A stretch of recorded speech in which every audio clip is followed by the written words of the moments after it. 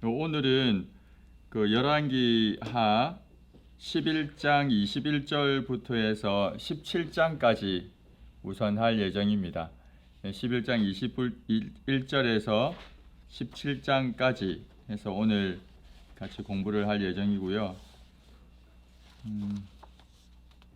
이제 오늘부터 해서 이제 3주가 남았거든요. 그래서 오늘 17장까지 하면 이스라엘 나라가 이제 멸망하는 그때까지 이제 얘기를 하게 되고, 다음 주에는 지금 생각으로 히스기야 왕 이야기하고 요시야 왕 이야기를 중심으로 해서 이제 남아있는 남유다 왕들에 대한 이야기를 하려고 합니다. 그리고 계획상으로는 마지막 날에는 남유다 멸망하는 이야기와 함께 우리 도표에 나와 있는 그 왕들의 전체 이제 남왕국 11명, 북이스라엘 20명의 왕들 나열되어 있는 게 있거든요. 그 나열된 것 가지고 한번 짚어보는 시간 가지려고 합니다. 그런데 마지막 시간은 그 종각 예배가 있어가지고 1시간밖에 없어요. 그래서 그때 상황 보고 할 수 있으면 하고 아니면 안 하고 그렇게 하겠습니다.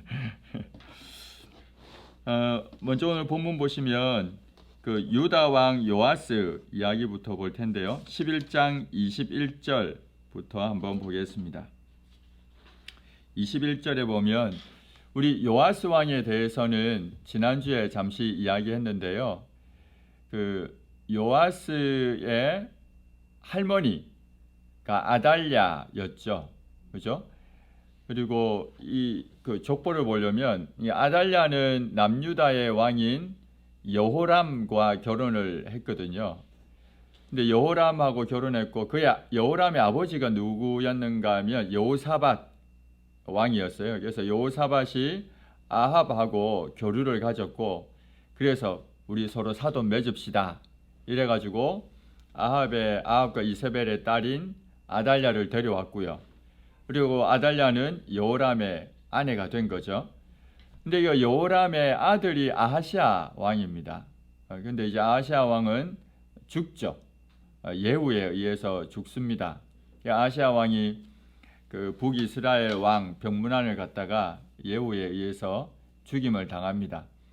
그런 뒤에 이제 아달랴가 뭘 했는가 하면 다윗 집안에 있는 모든 다윗 집안의 그 가문 왕족들을 다 죽이죠. 그때 살아남았던 한 사람이 요아스입니다. 그래서 요아스는 유모와 함께 살아남았고요. 고모가 그를 살려주었죠. 원래 숨겼죠. 그래서 나중에 고모 부인 여호야다가 요아스를 실질적으로 그 왕의 일을 하는데 돕는 역할을 하게 됩니다. 요아스는 6년 동안 성전에 숨어 지냈습니다. 그러다가 7세 되는 때에 드디어 이제 왕이 되죠. 그리고 아달랴는 이때 죽임을 당합니다. 그래서 본문에 보면 21절에 7세에 왕이 되었다라고 먼저 이야기합니다. 요아스는 40년간 통치합니다. 특별히 지난번에 제가 한번 말씀드렸는데 기억하실지 모르겠습니다. 열왕기 상하를 쭉 읽어보시면 북이스라엘 왕하고 남유다 왕을 이제 설명할 때 북이스라엘 왕에게는 어머니 이름이 안 나와요. 근데 남유다 왕은 어머니 이름이 기록이 되어 있습니다. 그게 이제 특이한 또 기록 방식 중에 하나였는데요. 여기에는 남유다 왕이잖아요. 그러니까 어머니 이름이 있습니다. 어머니 이름은 시비아다, 브엘세바 사람이다. 이렇게 어머니 이름이 여기 또 기록이 되어 있죠. 남유다 왕에게는 어머니 이름이 기록이 되어 있고요. 북이스라엘 왕에게는 어머니 이름이 또 기록이 되어 있지 않습니다. 12장 2절 한번 같이 읽으시겠습니까? 12장 2절 같이 한번 읽겠습니다. 시작. 요아스는 제사장 여호야다가 그를 교훈하는 모든 날 동안에는 여호와 보시기에 정직히 행하였으되. 여기에서 고모부인 여호야다가 요아스를 교훈하는 그때에는 여호와 보시기에 정직하게 행했다라고 기록을 하고 있습니다. 근데 하지 않은 게 있죠. 산당을 제거하지 않았습니다. 그러니까 유다의 왕들에 대한 이후에 있는 기록들을 보면 일관되게 하는 이야기가 있어요. 그게 뭐냐면 산당을 제거하지 않았다라는 이야기는 계속 반복이 됩니다. 산당을 제거하느냐 제거하지 않느냐는 큰 차이가 있습니다. 왜냐하면 산당은 본래 가나안 종교가 우상 숭배하는 이 가나안 종교가 시작된 데가 이 산당이잖아요. 그래서 이 산당에서 우상 숭배가 많이 이루어졌는데 이스라엘 백성들이 가나안을 점령한 이후에 산당을 남겨두고 여기에서 여호와를 섬기고자 했습니다. 솔로몬도 처음에는 성전이 지어지기 전에는 산당에서 하나님께 예배했거든요. 이 산당은 하나님을 예배하는 기능도 있었어요. 그러나 이 산당에는 여전히 뭐가 남아있는가 하면 뭐가 남아있겠습니까? 우상 숭배의 흔적들이 많이 남아있는 거죠.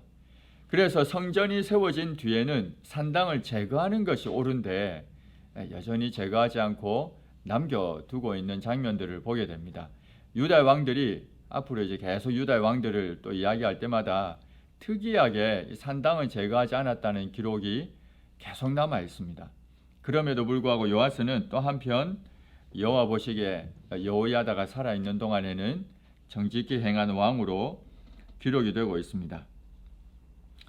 그런데 여호야다가 죽은 뒤에 이제 어떻게 되는가 하면요. 역대하 본문에 보면 그 내용이 나옵니다. 역대하 24장 15절에서 19절에 있는 내용을 보면 이렇게 되어 있어요. 요약을 하면 여호야다가 오랫동안 살았습니다. 130세까지. 그리고 130세에 여호야다가 죽어요. 고모부가 죽었습니다. 그러고 나니까 유다에 있는 방백들이 이 왕을 찾아가요. 요아스 왕을 찾아가 가지고 결국 우상 숭배하게 됩니다. 이 방백들이란 간신배들을 말하죠. 이 간신배들이 찾아가서 이야기했고 왕이 그들의 이야기를 듣습니다. 여호야다의 말을 들을 때는 교훈할 때는 하나님 앞에 정직하게 살려고 했는데 이제 간신배들의 이야기를 들으면서 우상 숭배하는 대로 요아스 왕이 빠져버리죠. 이제 그런 가운데에 선지자들이 등장을 합니다. 하나님이 그냥 내버려 두지 않고 선지자들을 등장시켜서 이것이 잘못된 것이라 왕에게 이야기하죠. 근데 요아스 왕이 이 선지자들의 말을 듣고 어떻게 반응했는가 하면 역대하 24장 19절에 보면 하나님이 선지자들을 보내셨지만 그래서 경고하게 했지만 듣지 않았다 이렇게 이야기합니다. 특별히 또 한 사건이 등장하는데요. 그 사건은 여호야다가 제사장이거든요. 당시 대제사장이었어요. 근데 그의 아들이 있습니다. 이 아들이 이름이 스가랴인데요. 이 스가랴가 선지자로 나와요. 근데 선지자로 등장하는 이 스가랴가 죄를 책망을 했어요. 요아스 왕 앞에. 그랬더니 요아스 왕이 어떻게 했는가 하면 돌로 쳐서 죽입니다. 그래서 나중에 요아스 왕이 멸망하게 된 이유를 바로 이 죽였기 때문이다라는 이야기를 합니다. 이 스가랴를 돌로 쳐서 죽였기 때문에 이 요아스 왕이 하나님의 심판을 받아 멸망하게 된 것이라 이렇게 이제 역대기는 또 기록을 하고 있습니다. 그리고 또 이어서 4절부터 한번 보시면요. 이렇게 되어 있습니다. 여기에는 성전을 다시 수리하는 이야기거든요. 성전을 수리하는 이야기입니다.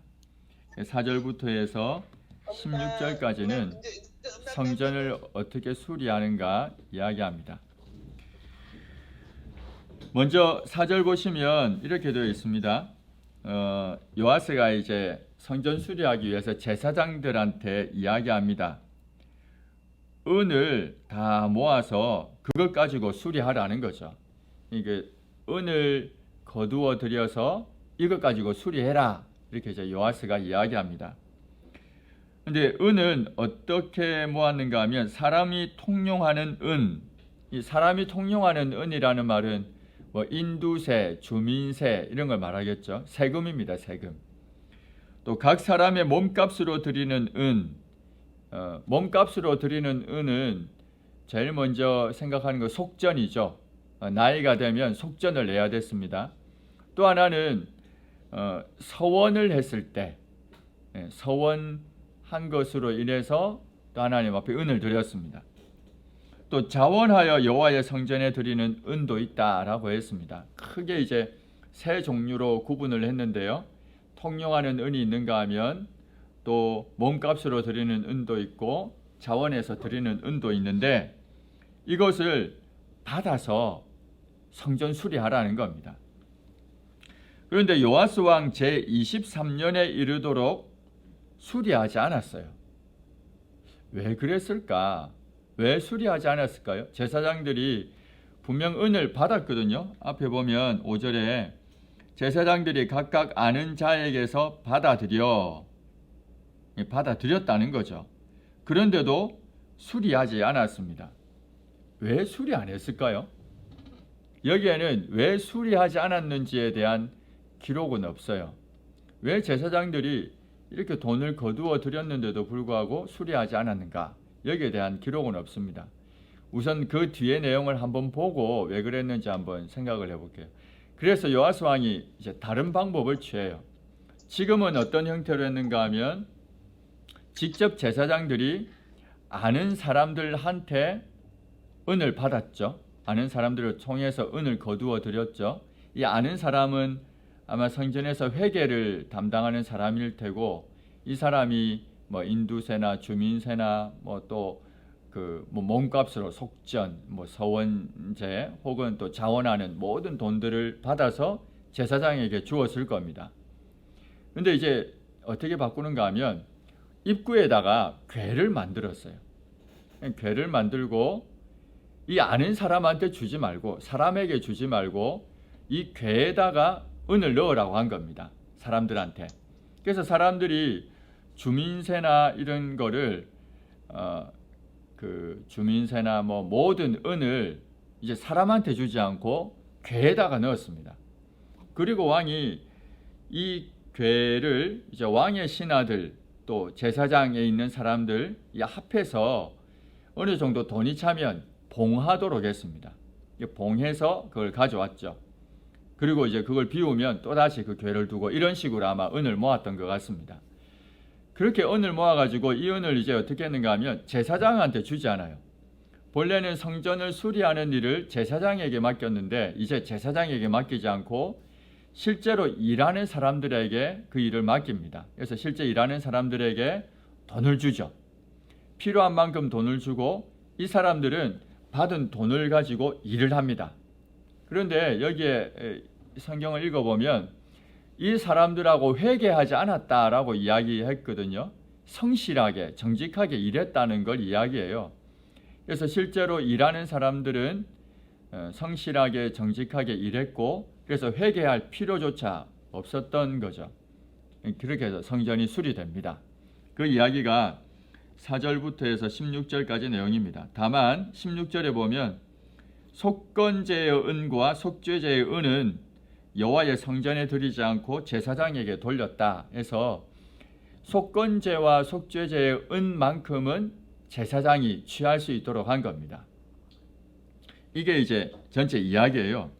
그 이야기를 보면 본래 이 성전을 수리하고 하는 일들은 제사장이 했고 그래서 제사장에게 모든 돈을 건네주었는데 그게 이제 여기 보면 몇 년까지입니까? 23년에 이르도록 오랜 기간 동안 이루어지지 않아서 다른 방식을 택했고요.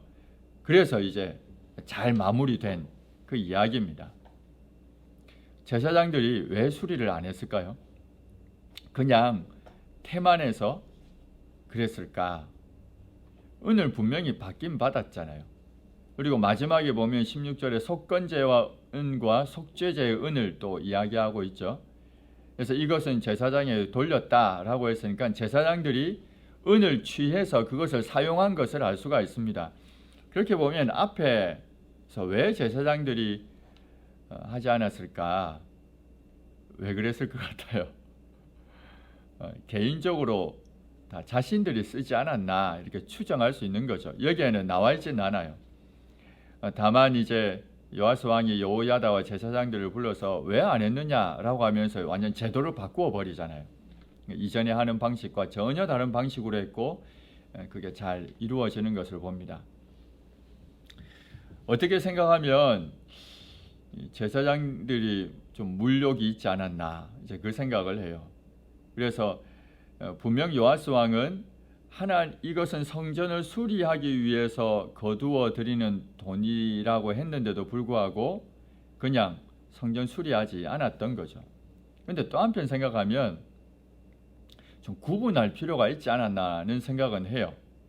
요아스 왕이 처음부터 모든 은을 성전 수리하는 데만 두지 않고 은 중에 일부는 제사장들이 쓸 수 있도록 하고 그리고 일부는 성전 수리하도록 하고 이렇게 구분했으면 좋았는데 앞에는 그런 내용이 나오지 않습니다. 물론 구분했을 수도 있어요. 왜냐하면 나오진 않지만 구분했는지 안 했는지는 모르겠지만 어쨌든 앞에는 보면 모든 은에 대해서 제사장들이 관리하게 했고 제사장들은 그걸 그냥 쓴 거죠. 그게 이제 문제가 된 겁니다. 이제 오늘날 사실 그 예배당 건축이나 이런 데 문제가 많죠. 특별히 건축할 때 교인들이 빠져나가는 경우도 있고 건축할 때 재정 문제로 어려워지는 경우들도 참 많이 생깁니다. 좀 지혜가 필요하지 않나 생각을 참 많이 해요. 가장 먼저 건축할 때 걸리는 문제는 인간적인 탐욕이 가장 걸리겠죠. 결국은 드러나게 될 것입니다. 그래서 이런 문제는 마땅히 조심해야 될 문제이기도 합니다. 그리고 오늘날에는 이전처럼 제사장들이 직접 성전을 수리한 것처럼 예배당을 그 사역자들이 수리하진 않죠. 일꾼들이 합니다. 대신에 회개하지 않을 정도로 그 정확하고 또 성실하고 정직하게 모든 일들이 이루어져야 될 겁니다.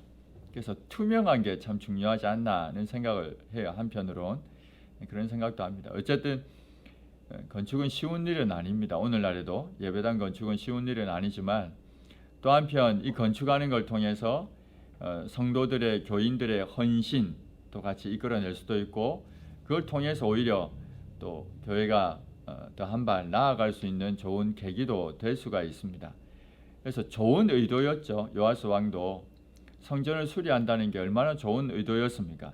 근데 이것 때문에 안 좋은 일이 나타나기도 했다라는 걸 기억해야 할 것입니다. 그래서 우리도 예배당 건축은 분명 좋은 일인데 여기에서 문제가 생기지 않도록 오늘 본문에 있는 내용을 좀 교훈 삼아야 되지 않나 그 생각도 하게 됩니다. 그렇게 해서 이제 성전을 어쨌든 이제 수리하게 됩니다. 그런데 우리가 조금 전에 처음에 말씀드렸던 것처럼 그러나 요아스 왕은 성전을 수리한 것에 걸맞게 합당한 삶을 살지는 못했죠. 여호야다가 죽었을 때 그 이후에는 간신배들의 이야기를 듣고 우상 숭배를 하고 책망하고 경고하는 선지자들을 오히려 멸시하고 때로는 그들을 돌로 쳐서 죽이기까지 하는 일이 일어나게 됩니다. 그래서 하나님이 17절에 보면 아람의 왕 하사엘을 도구로 사용해서 공격하도록 하셨죠. 아람은 이스라엘의 북쪽에 있는 나라입니다. 북쪽. 아람은 북쪽이고요. 그 남유다 관련해서 그 사해 요단강 오른쪽 편에 있는 나라들은 모압, 에돔, 암몬 이런 나라들은 동쪽 편에 있고요. 요단강 동쪽 편에 있고 아람은 북쪽에 있다. 이렇게 이제 기억을 하시면 됩니다. 그래서 아람어 하사엘이 이제 올라와서 가드를 쳐서 점령을 했죠. 가드 하면 생각나는 사람 있습니까? 가드는 원래 블레셋의 5도시 중 하나거든요.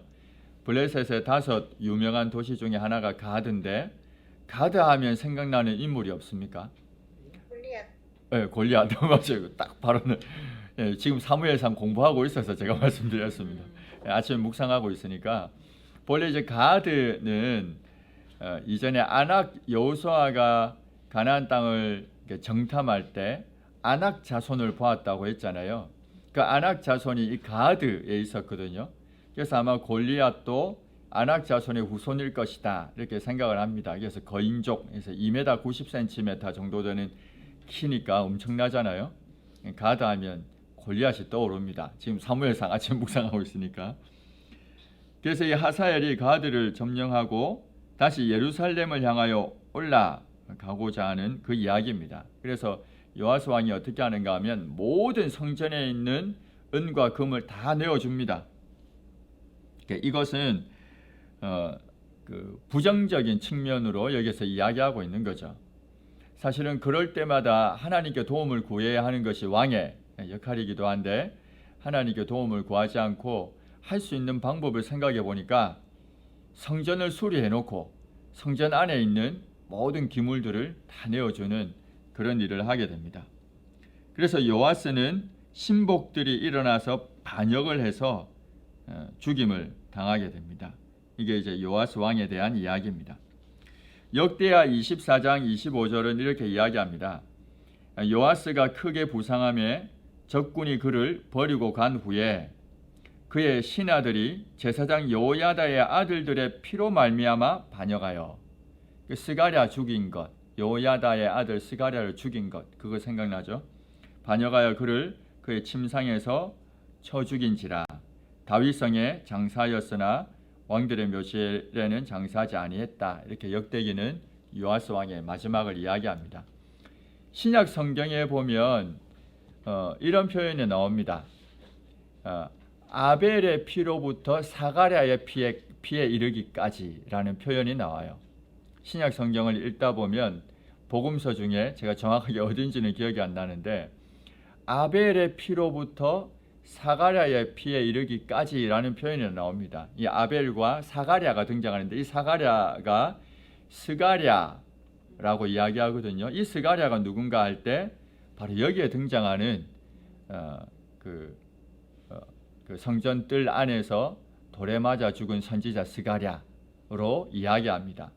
그래서 이제 선지자가 이제 죽임 당한 그 이야기할 때 아벨의 피, 또 사가랴의 피 이렇게 신약 성경에 등장한 복음서에 보면 그 구절이 나오는 것을 또 볼 수가 있습니다. 읽다 보면 이 구절이 딱 나오잖아요. 이 사가랴가 이 스가랴이구나 이 생각을 하시면 됩니다. 13장부터는 이제 이스라엘의 왕들에 대한 이야기입니다. 13장부터 같이 한번 보겠습니다. 이스라엘의 왕들에 대한 이야기인데요. 예후가 쿠데타를 일으켜서 왕이 되었죠. 그죠? 이것은 엘리야의 예언 가운데 나온 것이었죠. 그죠? 엘리야가 엘리사한테 너는 예후에게 기름 부어라라고 했잖아요. 그래서 예후에게 기름을 부었고 예후는 원래는 군대 장관이었는데요. 예후에 기름 부었고 예후가 쿠데타를 일으켜서 이스라엘의 왕이 됐죠. 그런데 이 예후에 관해서 또 어떤 예언이 있는가 하면 이런 예언이 있습니다. 열왕기 하 말씀인데요. 열왕기 하 8장을 잠시 한번 찾아볼게요. 열왕기하 8장 10장 열왕기하 10장 30절에 보면 이런 내용이 있습니다.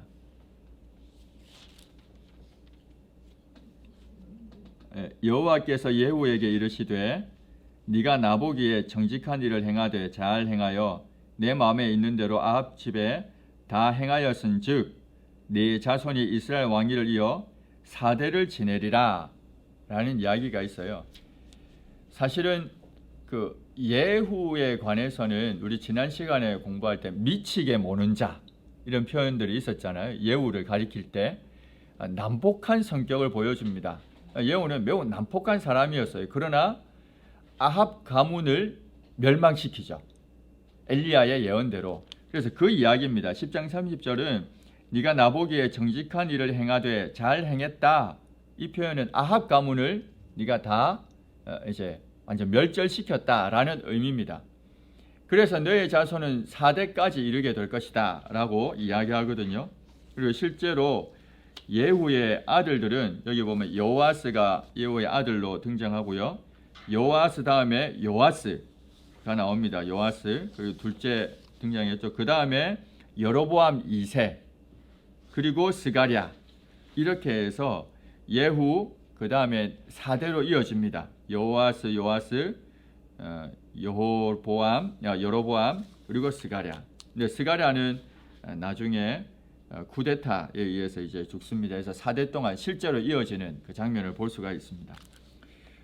예후의 첫 번째 아들인 요아스 먼저 보겠습니다. 13장 1절에서 9절에 보면 여호와스 이야기인데요. 여호와스는 17년 동안 통치를 합니다.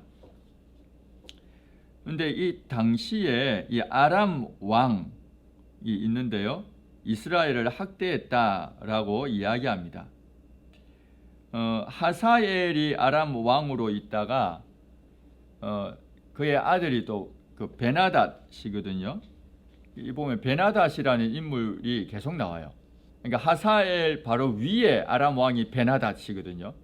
그러니까 헷갈리는데 하사엘이 베나닷을 물리치고 아람의 왕이 됐죠. 이 하사엘도 엘리야가 기름을 부었잖아요. 엘리사가 기름을 부었죠. 하사엘도 그죠? 그래서 아람 왕 하사엘에게 기름을 부어서 그가 왕이 되게 하라. 그래서 하사엘은 베나닷을 물리치고 왕이 됩니다. 그런데 하사엘의 아들의 이름도 그 다음 대에 왕이 된 이름도 베나닷이에요. 베나닷이 이름이 똑같아서 헷갈릴 수도 있는데 여기에는 또 하사엘 다음에 베나닷은 그의 아들인 베나닷을 이야기합니다. 그래서 베나닷이 공격을 했습니다. 근데 하나님께서 구원자를 보내주셨죠. 여호와스가 하나님께 기도해가지고 그래서 이제 구원을 얻게 되었다라는 이야기입니다. 그러나 여호와스에 대한 평가는 늘 똑같습니다. 이스라엘 왕들에 대한 평가는 느바세 아들 여로보암의 죄를 따라 행했다. 이게 대부분의 평가입니다. 그런데도 불구하고 6절에 보면 어떻게 했는가 하면 하나님이 그 여호와스가 기도해서 구원자를 보내어 주어 가지고 건짐을 받았죠. 그런데도 여호와스가 어떻게 하는가 하면요. 6절에 이스라엘에게 범죄하게 한 여로보암 집의 죄에서 떠나지 않고 그 안에서 따라 행하며 사마리아의 아세라 목상을 그냥 두었다. 여전히 또 우상 숭배하고 있습니다. 하나님의 도움으로 하나님께 기도했고 하나님의 도움으로 구원을 받았는데 그러면 하나님을 섬겨야 되는 게 마땅하지 않아요? 근데 또다시 우상을 숭배하고 있습니다. 그래서 7절은 이렇게 이야기합니다. 아람 왕이 여호와스의 백성을 멸절하여 타작마당에 티끌같이 되게 하고 마병 50명, 병거 10대, 보병 10,000명 외에는 남겨두지 않았다. 이렇게 이제 기록을 하고 있습니다.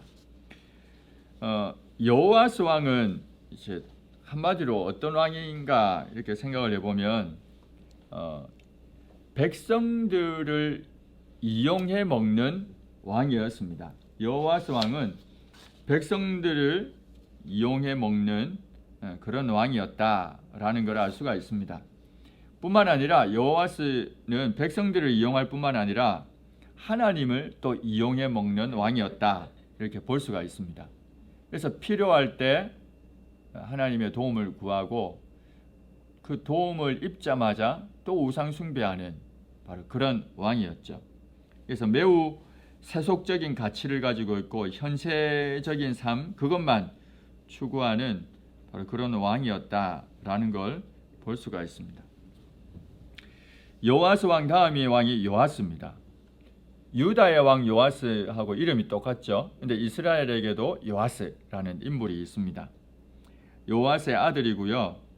이스라엘 왕이 되어서 16년 동안 통치를 하게 됩니다.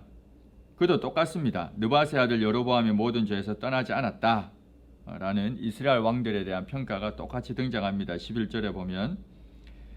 그리고 12절에 보면 그 요아스 왕에 대해서 유다 왕 아마샤와 싸운 이야기를 이야기합니다. 그래서 나중에 유다 왕 아마샤와 전쟁을 해요. 요아스가. 그래서 이제 그 아마샤를 공격하고 유다를 침공하는 이야기를 또 하게 됩니다. 그런데 요아스 왕에 대한 이야기는 이것으로 그치고 이제 엘리사 죽는 이야기를 여기서 합니다. 아마 같은 시기에 일어났던 것 같습니다. 그래서 14절에 보면 엘리사가 죽을 병에 들었습니다. 그래서 요아스가 엘리사를 찾아가죠. 그리고 이스라엘의 병과 마병이여 라고 부릅니다.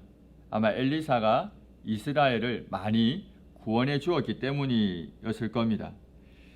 그래서 엘리사가 활과 화살들을 가져오라 라는 이야기합니다. 제가 지난번에 한번 이 본문의 말씀을 한번 드린 것 같은데요. 다시 한번 정리하면 엘리사가 이 요아스한테 활과 화살을 가져오라 했고 동쪽을 향한 문을 열라 해서 이제 문을 열죠. 그리고 쏘라고 했습니다.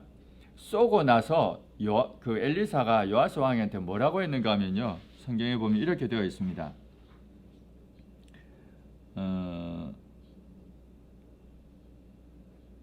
17절인데요. 거기에 보면 엘리사가 이르되 이는 여호와를 위한 구원의 화살, 곧 아람에 대한 구원의 화살이다.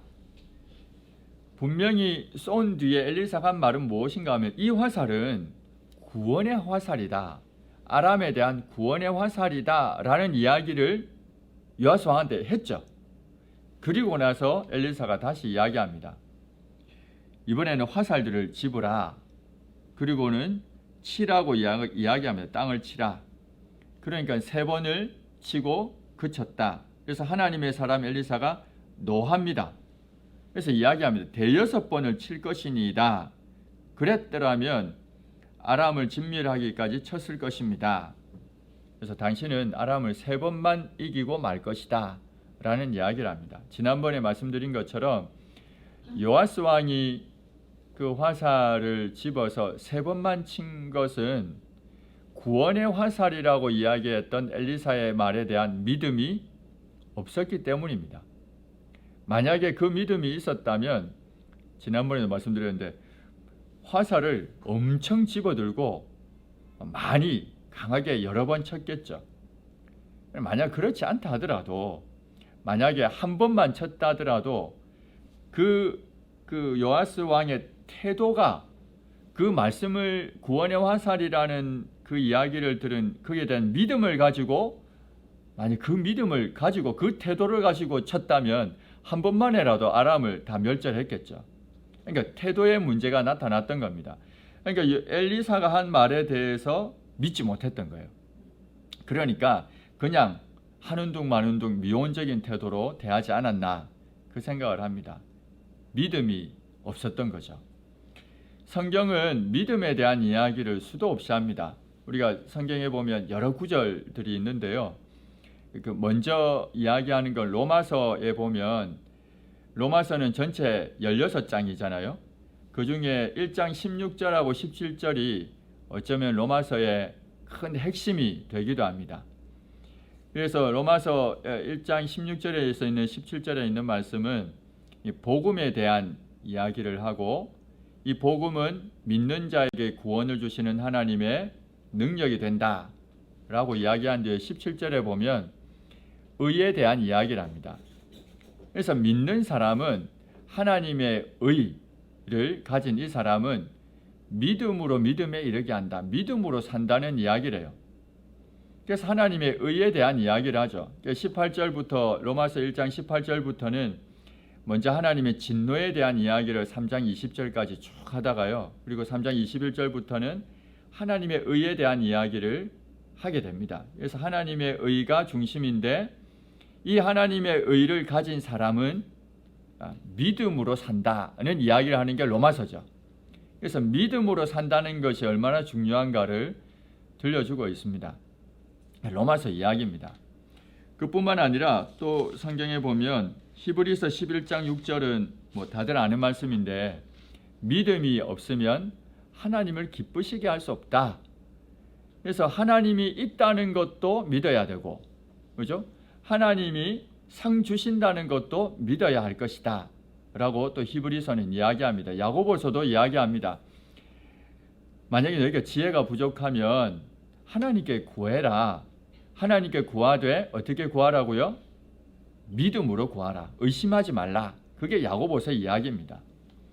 결국은 하나님의 의를 소유한, 그래서 믿는 사람, 하나님의 백성들은 믿음으로 살아야 할 것이다 라는 이야기를 성경은 일관되게 하고 있어요. 본문에 나왔던 이 요아스 왕의 가장 문제는 무엇인가 하면 이 믿음이 없었다는 겁니다. 결국은 믿음이 우리의 삶을 결정하는 거죠. 내가 하나님에 대한 분명한 믿음이 있느냐, 이에 따라서 나의 삶이 대부분 결정이 된다라는 겁니다. 요아스는 믿음이 없었기 때문에 그의 반응, 태도 역시 아주 미온적으로 나타날 수밖에 없었다라는 겁니다. 그리고 22절부터 보면 이제 하사엘이 이제 학대한 요아스 왕의 시대에 학대한 이야기를 하고요. 그러면서도 하나님의 언약 때문에 은혜를 베풀었다라는 이야기를 또 하고 있습니다.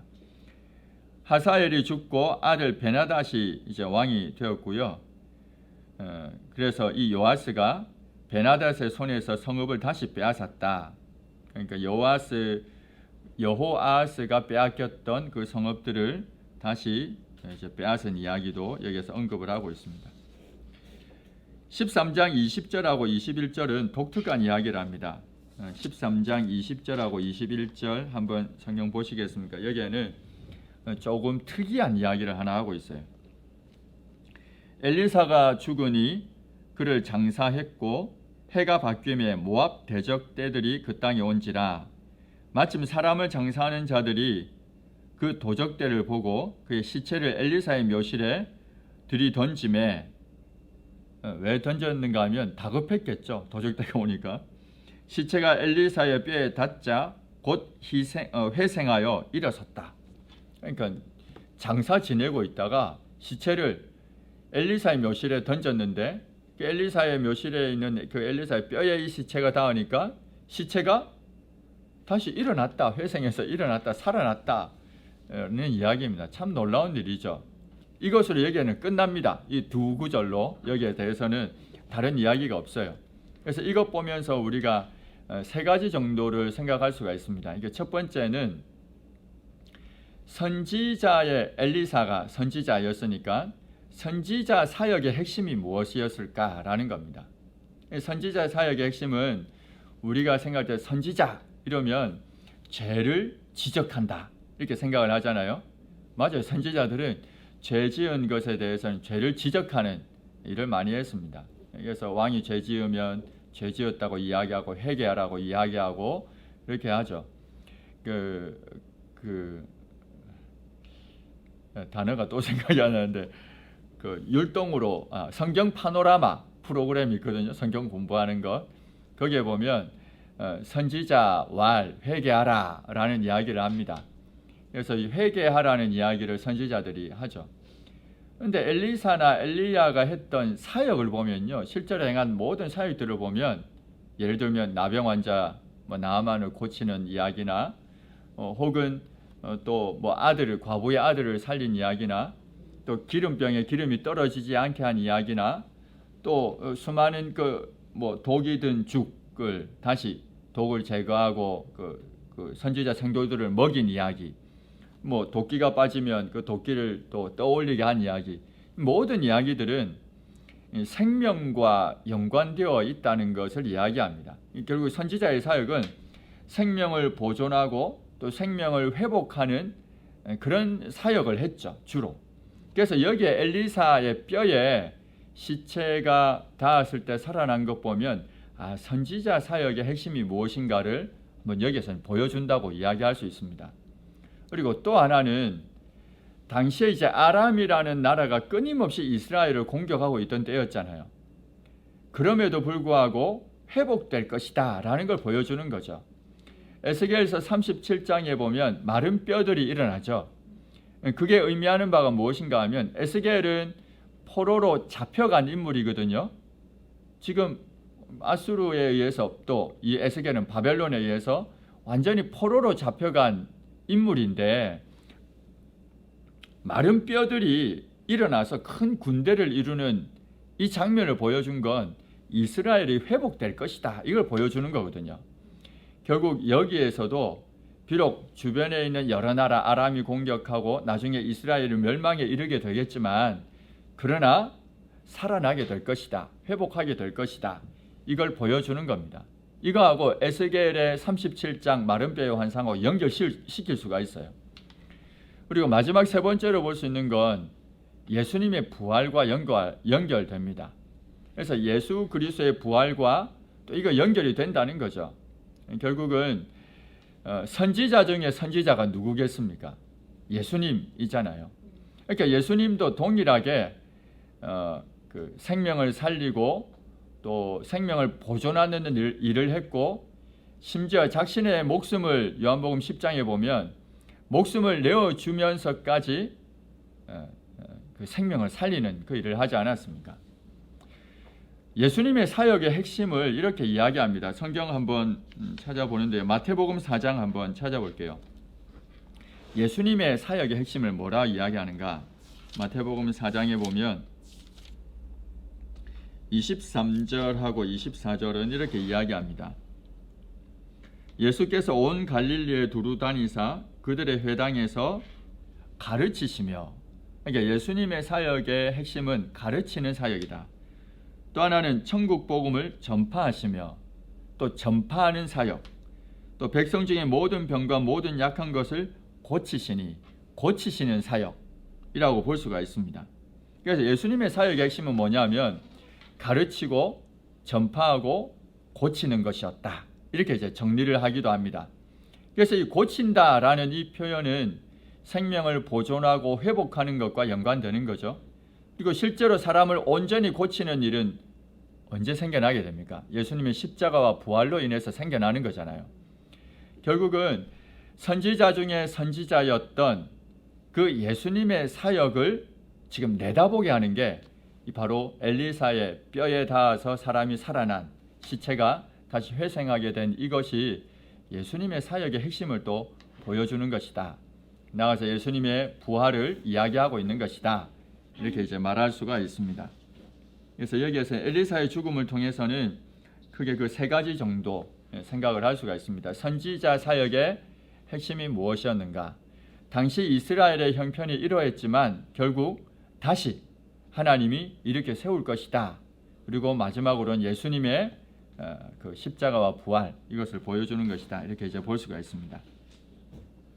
그리고 14장을 보시면요, 1절에서 22절까지에 있는 내용은 유다의 왕 아마샤에 관한 이야기입니다. 유다 왕도 요아스라는 왕이 있었죠.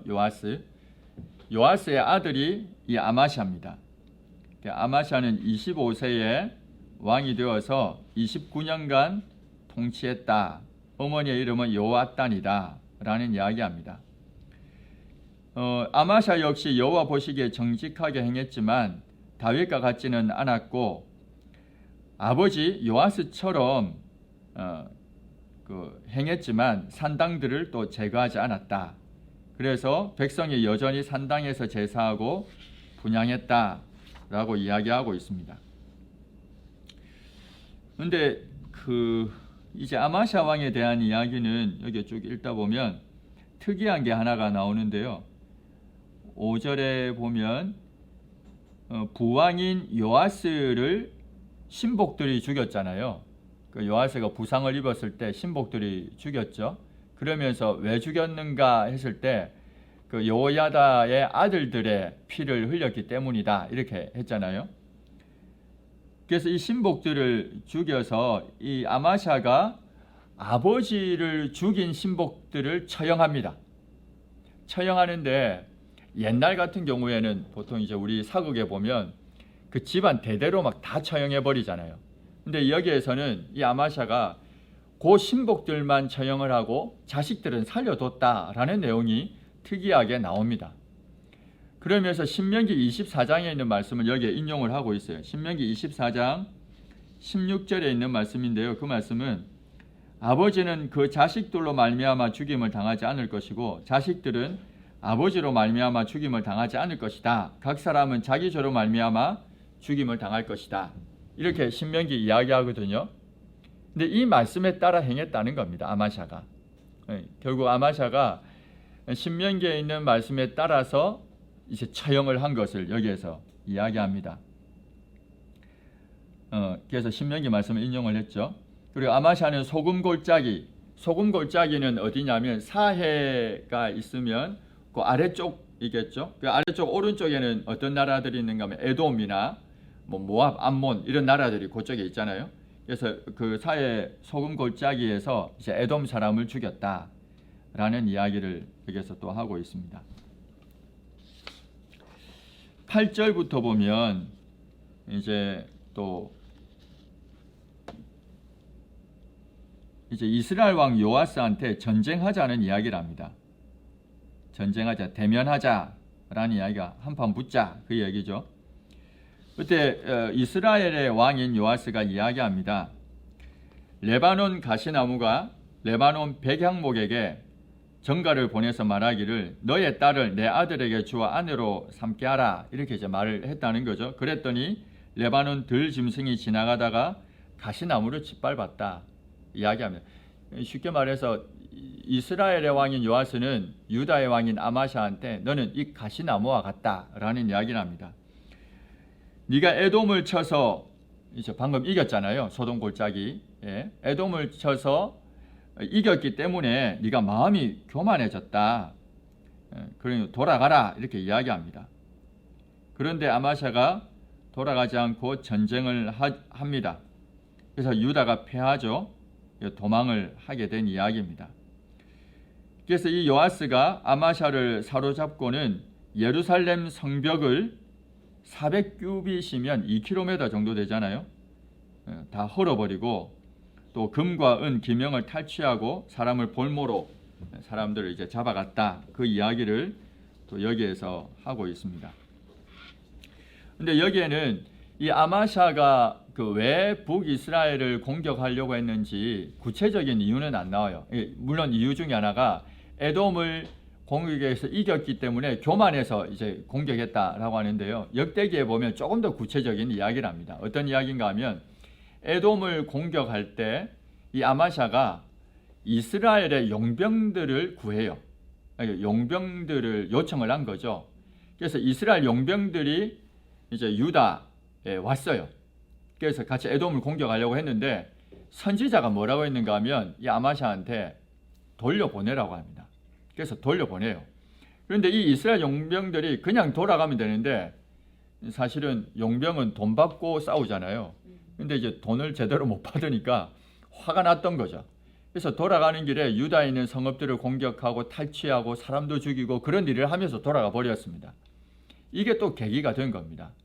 그래서 이 아마샤는 이스라엘 용병들이 자기 나라에서 행한 그 일, 이게 너무 화가 나가지고 공격하러 가게 된 것이라고 역대기는 또 이야기하고 있습니다. 그리고 또 하나 더 이야기하고 있는 게 있는데요. 그 에돔을 공격해서 이겼죠. 근데 여기에 있는 우상을 가져와요. 참 어떻게 그럴 수 있나 싶은데 또 아마샤는 에돔을 공격해서 이겼는데 거기에 있는 우상을 또 가져옵니다. 세일 자손의 신들에게 또 우상 숭배를 하게 됩니다. 역대하 25장에 보면 그 내용이 나옵니다. 결국은 이 일들로 인해서 아마샤는 완전히 여기에서 그 패하게 되는 것을 봅니다. 결국 아마샤는 반역자들이 또 이제 그를 공격을 했고요. 15절에서 22절까지 내용 보면 그래서 라기스까지 도망을 했지만 거기에서 이제 죽임을 당합니다. 그래서 요아스의 아버지 그리고 그 아마샤의 아버지 그리고 아마샤 둘 다 신복들의 반역에 의해서 죽습니다. 그래서 죽임을 당한 이야기를 여기에 볼 수가 있습니다. 이렇게 해서 그 유다 왕 아마샤까지 지금 했고요. 잠시 10분 쉬었다가 다시 14장 23절부터 하겠습니다. 우선 여기까지 하고 10분 잠시 쉬도록 하겠습니다. 왕들 이름이 막 헷갈리죠. 헷갈리고 한데 너무 이름을 기억하려 하면 이게 더 헷갈려요. 저도 헷갈려요. 요아스 했다가 요시야 했다가 막 저도 헷갈리거든요. 이름을 외우거나 기억하려 하지 말고 그냥 큰 흐름 속에 이런 사건들이 있었고 이런 일들이 있었다. 요것만 흐름만 역사 흐름을 기억하면 좋을 것 같습니다. 잠시 한번 10분 쉬었다가 11시에 14장 23절부터 해서 이제 나머지 하도록 그렇게 하겠습니다. 잠시 쉬겠습니다.